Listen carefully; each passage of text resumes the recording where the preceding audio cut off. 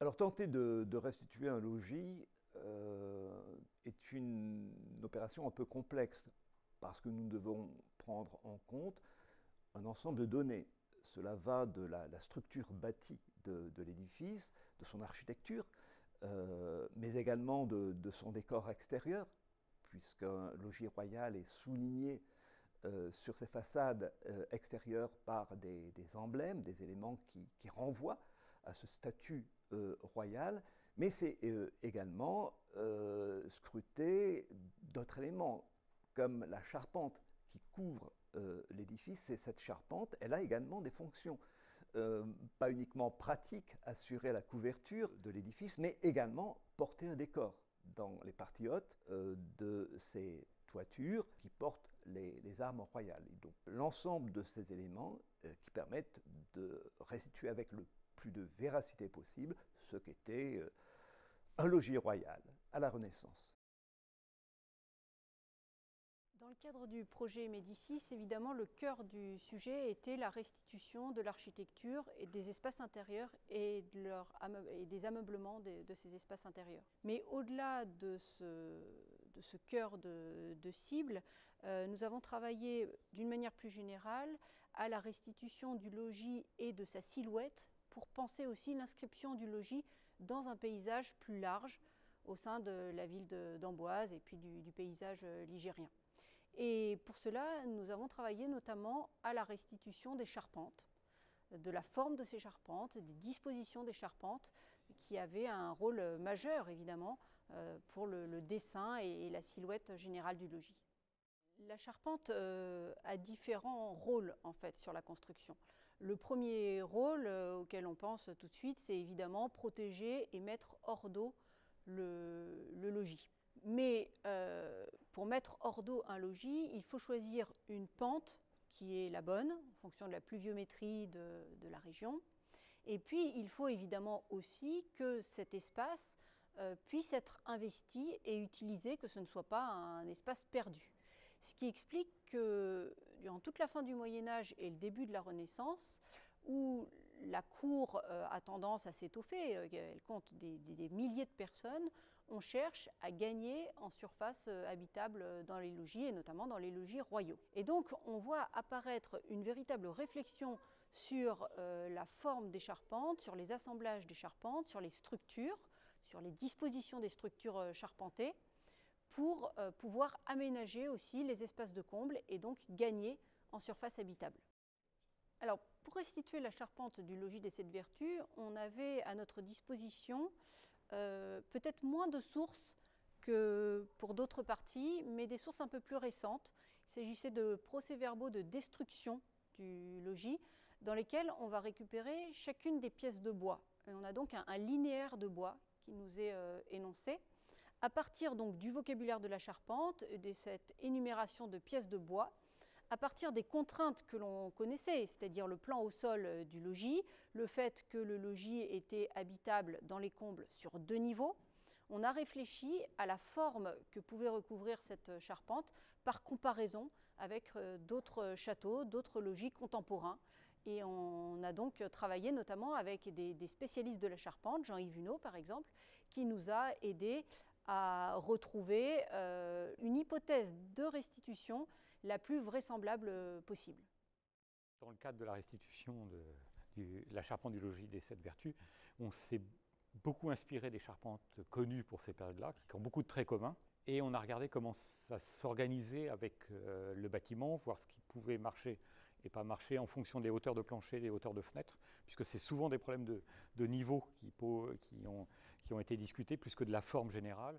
Déjà, quand on dessine une charpente, c'est la pente du toit qui dessine la ligne générale. Donc, quand on n'a pas d'éléments, ça a été la contrainte la plus compliquée, puisque de tout ça va déclencher la hauteur des formes des lucarnes, les jonctions avec les lucarnes. Les pentes très fortes sont là pour marquer aussi le paysage. Et on s'aperçoit que beaucoup de monuments ont des pentes très fortes, non pas pour dégager un volume intérieur, mais pour marquer dans le paysage, puisqu'on va voir la toiture de très loin. Donc là, on a pris un choix un peu intermédiaire parce qu'on n'a pas été jusqu'aux extrêmes de 60. On a été plus dans une grande généralité qui est autour de 52-53 degrés dans le Val-de-Loire, qui est la grande majorité de ces charpentes à cette période-là, et qui permet de donner une proportion au volume, puisque cette hauteur-là est proportionnelle à la largeur du bâtiment. Pour nous, historiens de l'architecture, on envisage l'architecture sous différents angles.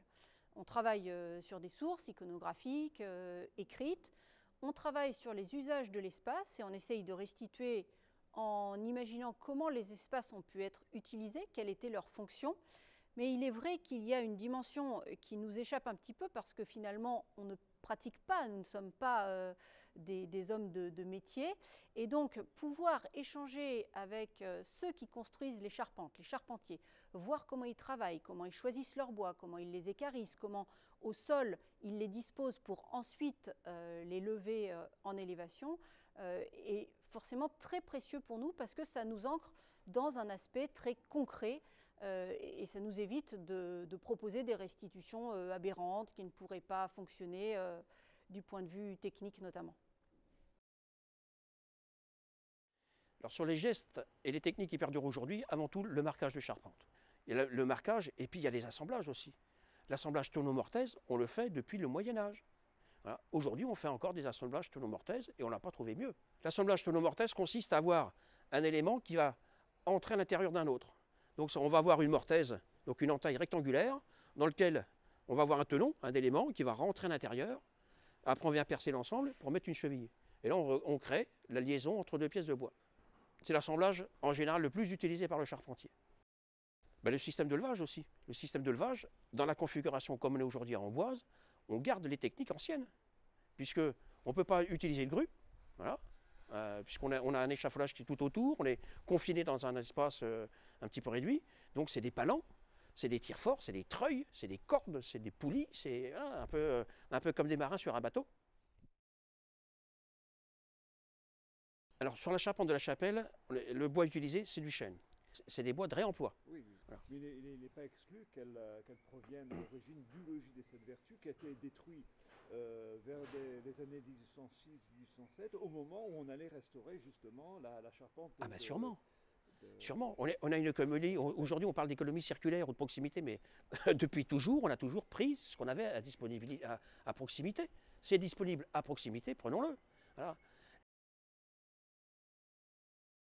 À Amboise, le château a été construit par des centaines d'artisans. On conserve le compte du chantier de construction de l'année 1495-96, ce qui veut dire qu'on a vraiment tous les noms des artisans qui ont œuvré à Amboise. Et on les voit notamment poser une charpente.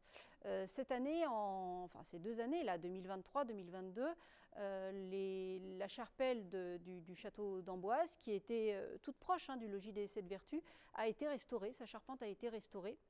Et ça a été pour nous une sorte de laboratoire expérimental finalement, de voir comment les artisans avaient conçu leur charpente et quels défis ils devaient relever pour arriver à couvrir un bâtiment tout en magnifiant la silhouette du bâtiment. Et ce sont finalement exactement les mêmes défis qui se sont posés aux premiers artisans, aux premiers charpentiers qui ont travaillé au logis des Sept Vertus du château d'Amboise.